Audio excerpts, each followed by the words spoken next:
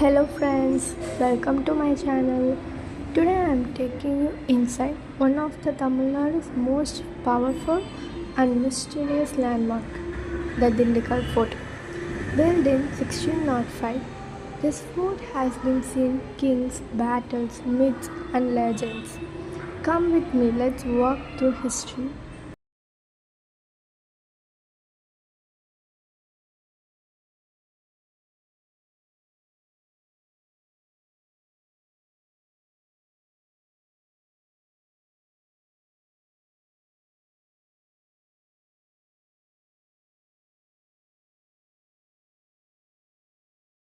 Notice these steps, they are curved, not straight, because curved steps confuse and slow down attackers, giving defenders more time to strike.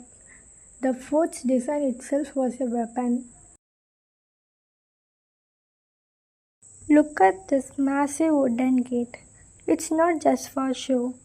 The door is lined with iron spikes, designed to stop war from breaking it down. Imagine the strength it took to build something that could stand against armies.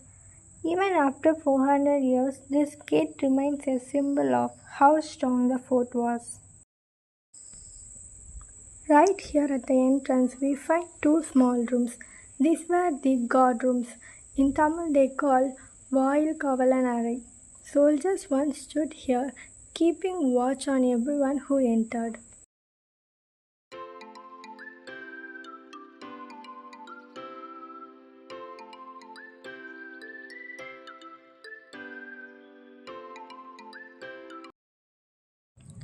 The etymology of name Dindigul came from two terms, Dindu and Kal. It was also called Dindicharam. It is the territorial region of Cheras, Chola and Pandyas for a very long time. Karigala Cholan captured this place from Pandyas 2 millennia ago. Pallavas captured this from Cholas in 16th century. Cholas regained the territory after 19th century and Pandyas regained the territory after 13th century. It is one of the significant places during Pandyas.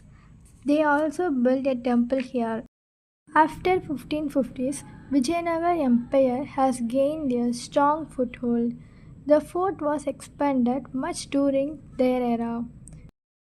Lower and upper fort were built during the reign of Muthu Krishnappa Nayak in the year of 1605. In 1742, Mysore army under Venkatarayar captured this fort. Haider came to this fort during 1755. He is one of the prominent rulers seated in this fort. Then his son Tipu Sultan was incarnated as a king here in 1788. It was captured in 1792 by the Britishers. It was with the Britishers from 1792 until our independence in August 1947. It was one of the important strongholds of Britishers and they have refurbished it significantly. I have to quote about an important person here, Velunachiyar, the queen of Sivaganga. She came to Virupakshi under Dindigul. Haider Ali gave her political asylum on request of Gopal Nayak. Velunachiyar stayed here and got battle training for over 8 years and regained her territory Sivaganga. This making the people of Sivaganga indebted to Dindigul Fort.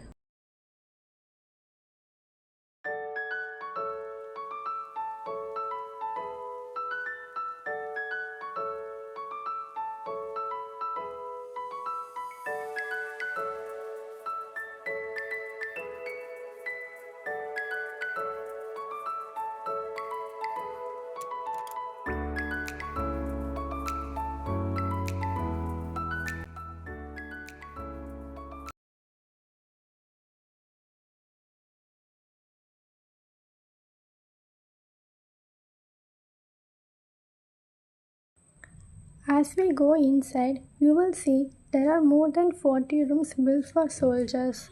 Some of these are so low that you have to bend your head to enter. A clever way to make enemies slow down if they try to rush in.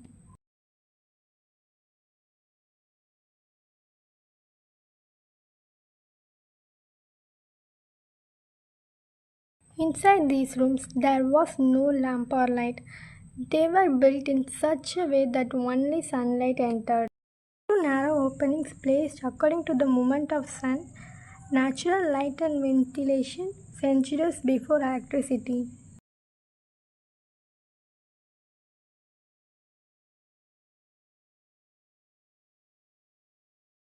Here you can see the three water tanks. In Tamil they called kolam. These tanks stored rainwater and gave soldiers fresh water during long siege. Today they are still filled with water, and if you look closely, you will see fishes swimming inside. Once a lifeline of warriors, now a calm pool of life. This is the reward for climbing up, the breathtaking view of Dindigul town and the hills beyond. Centuries ago, soldiers used this view to watch for enemies. Today, we use this to admire the beauty of nature and history together. This view was not just beautiful, it was strategic. Centuries ago, soldiers stood here and scanned the horizon for approaching enemies. Every path, every ridge, every hill was part of their defense. Today, it's a peaceful place for visitors to soak in the beauty and imagine life from the past. In the middle of all these war structures, there is also a temple, the Abhirami Amman temple. Its stone pillars are decorated with carvings of deities, flowers, and cultural motifs. Before battles, soldiers came here to pray for victory and protection. It shows us that even in times of war, faith and art were never forgotten. The temple is small, but it carries the spirit of the people who lived here. Imagine standing here hundreds of years ago with sharp eyes searching the horizon for signs of war. Every path leading to the fort was watched carefully from this spot. It's a reminder of how strategy kept this fort safe for generations.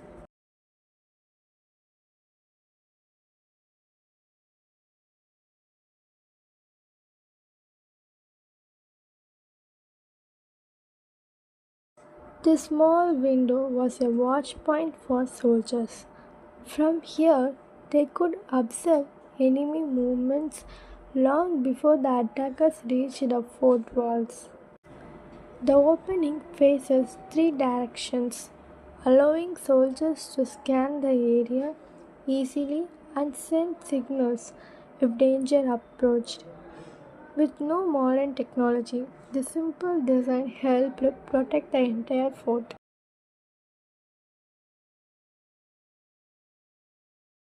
And this is one of the most impressive sights, the Birangi cannon. This massive weapon once stood ready to fire on enemies approaching the fort. Imagine the roar when it was used in battle. Today it stands silent, but it reminds us the power and fear this fort once commanded. Dindigul Fort is not just about history, it is also about myth and mystery. Somebody says there is a secret tunnel running from this fort all the way to Madurai, used by kings to escape. Others believe Tipu Sultan's treasure is still hidden somewhere under these stones. The walls of Dindigul Fort rise straight from the rock, impossible to dig under or break. Huge bastions once held cannons, guarding the fort from all directions. From here, You can feel how this fort protected the city, not just with walls and cannons, but with its incredible location.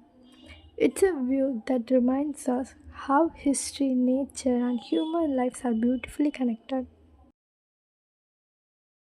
So that was our journey into the Dindigul Fort, a place of kings and cannons, temples and tanks, myths and memories. From the strong gate to the secret tunnel, from the cannon to the tanks, every corner tells us a story.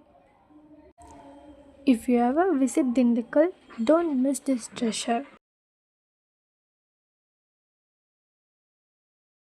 Thank you for joining me on this walk through history.